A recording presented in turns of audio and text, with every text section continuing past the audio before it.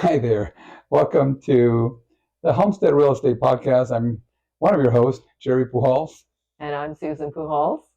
and today we're going to hang out and we're going to talk about what you do to a home when getting ready for market. And in this topic, not all um, not all homes are created the same. Not all homes need the same things. But in this case, we're going to talk about a particular property that we're currently working on right now that had not had a lot of maintenance done to it over the last over 20 years, and one of the things that one of our agents thought was necessary was to go in there and get this home at least up to date, not by doing an entirely full remodel, but just by refreshing the property. Correct.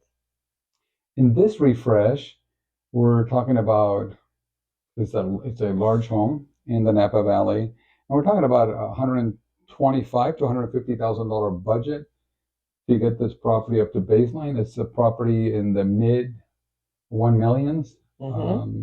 Without doing the work, this property would probably be closer to the high 900s, low 1 million. After the work is done, we're projecting somewhere 1.3 to 1.6.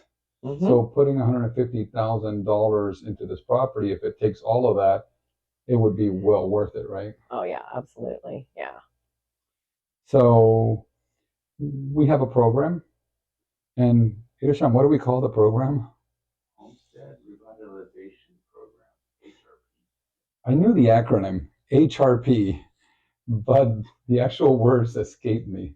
So it's called the Homestead Revitalization Program, which is something that I started many, many years ago. Over 10 years ago, I've been doing rehab on listings that are ready to go to market. And part of the reason why I started doing that is I was frustrated that a lot of my sellers were giving up so much equity, leaving it with the home for the buyer. And, if you're on the buy side of the transaction, you're happy, right? Because you know that you can do a lot of these things yourself, or you might know somebody that can help you, and then your equity, you have equity on your side. But for me, who spent most of my real estate career helping sellers, I want to make sure that my sellers are keeping all their equity. The way that we do that is to help them get their houses up to par, because once people move into their homes, frankly, not everybody has the experience, the time, or knowledge to keep a house up, right? Or even the means. Or even the means. Yeah, because they put like as much down as they can, especially in this market. Because definitely. No, I agree, and that's where HRP, where HRP came in, and we're fortunate to be able to help people bridge the gap by lending them the money, and we create a plan with them, and we implement that plan. And sometimes in as little as a few days to a few weeks, we get these projects completed, get their homes on the market. And then those homes are usually the ones that attract the buyers because they're fresh and the buyers don't have to do anything to move in. They're what we call turnkey. Buyers are excited. And a lot of times buyers will even pay a premium for that, because right now, like you just said, buyers sometimes don't have the means left over to get a house ready, or they might not know the trades that are around the area if they're relocating. There's so many reasons why a buyer would rather move into something that's turnkey. Do you think? Oh, absolutely. I agree. Yep. So in this one, I want to show you some clips of how we go in, and one of my favorite moments in this project was the laying of sod. This particular area where there was grass was actually where the huge dog that the owner has, a beautiful old, I think is that a lab? Is it a golden? It's a Goldie. Yeah. It's a golden retriever, beautiful, Sweet. sweetest golden retriever ever. Older golden retriever. But golden retrievers have to go to the bathroom too. And the Goldie had an area large area, let's say 20 by 30 feet, no more than that, like 20 by 40 feet. Mm-hmm. This Goldie would use that area as the potty, and it was just landmineville everywhere. So we got our landscaping crew in there to revitalize the area, to clean up the soil and start augmenting the soil, and then finally laid sod. And that one thing alone, putting irrigation, laying the sod, right there in a couple of $1,000s worth of investment, that one thing probably improved the pricing of the home by $30,000 or $40,000, just because now you have grass. Right. Yeah, because it's such a huge lot anyway. So yeah, and a lot of natural scape. So it was nice to have, some greenery there. Really, really highlights the property. Yeah, and the next person might come in and honestly put a swimming pool there, because the lot is large enough, that area is large enough to dig that up and put a beautiful swimming pool there.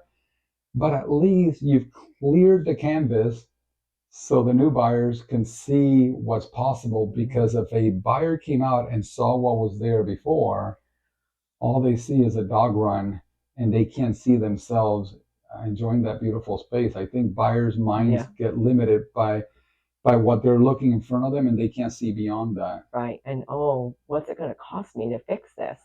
Right. Yeah, you think it's just outrageous, right? Mm-hmm. Mm-hmm. Yeah. Yeah. No, I've been enjoying that project. That property is getting it's a beautiful location in Browns Valley, at the end of a street. The property is elevated enough to where from the yard you have these magical views of the valley.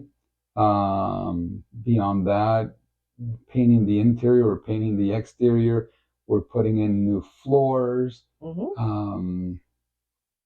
We actually have helped the seller pack everything so we can get that work done. Packing, I want to say, was over or right around 100 hours, 100 labor hours of boxing, packing, putting in pods, and getting, I want to say, 4 pods shipped out to storage for her.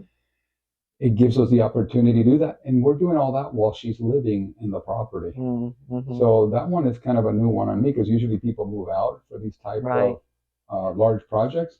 Why did it work though? Right. Yeah. Why do you think it worked? I think it worked because she's got a huge downstairs area that I think was probably used as a like a pool room or an arcade area. There was a pool table there. Yeah, like a livable space. Yeah. And so moving downstairs, so that she could stay there, and then fixing up the whole house was the way it was done. Yeah, she had that luxury, which is nice. Yeah, absolutely.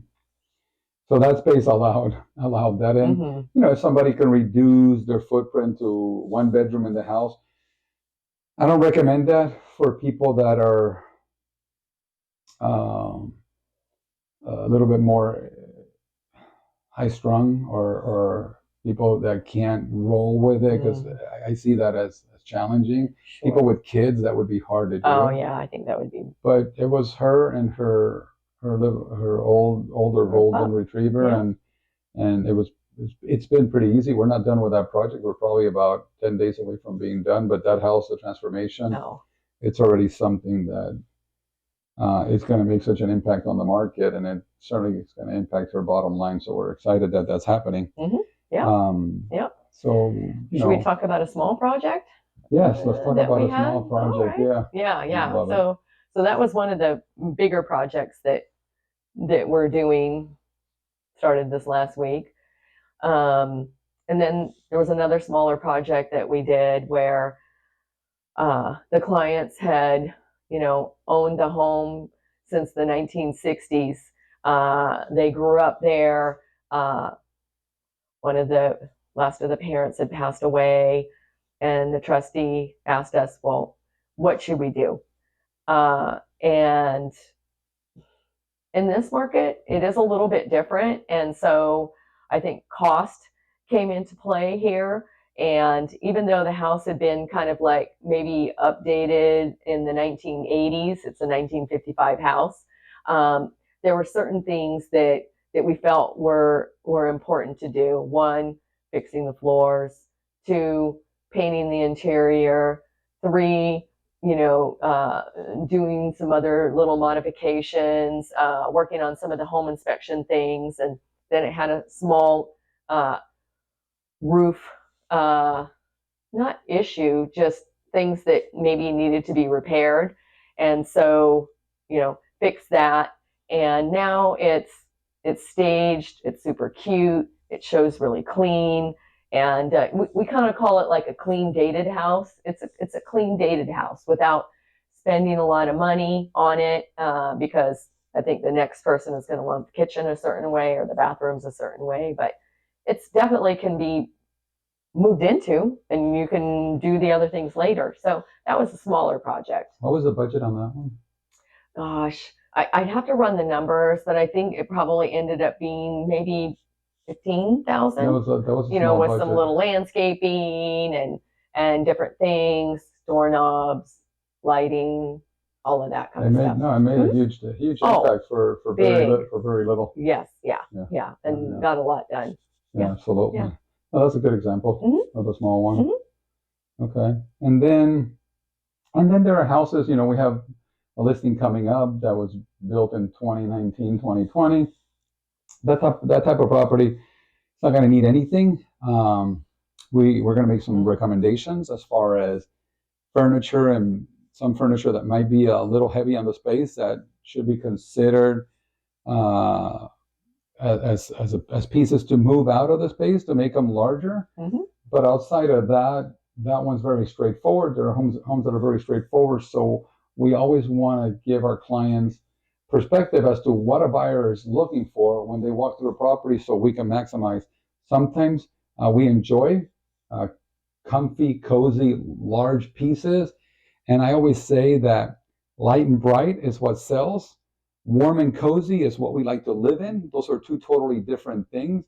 And 9.5 out of 10 times, a seller's goal is to maximize return on investment. And when it comes to maximizing return on investment, how a buyer sees the space is really what matters most, if that's your goal, if it's to maximize. For sellers, at times, they've taken a lot of pride in setting up a home the way they like it. But one thing they have to remember is the way they like it may not be the way the buyers appreciate it. Even though they might feel warm and cozy inside, I'm telling you, buyers want light and bright, and it really trumps warm and cozy. For our home, you and I we start light and bright, but then it starts to get cozier. Yeah. That kind of happens. And I think it's, as a seller, you're going to move anyway. So maybe start packing and lightening up that house, and sorting and donating and doing all those things that you're going to be doing anyway, and maybe not wait till the last minute. And that way it's not near as stressful. And you can also use your garage to maybe pack up some of those boxes and lighten up the house a little bit, so that it's a lot of clear spaces and openness, because it is going to make the house seem larger for sure.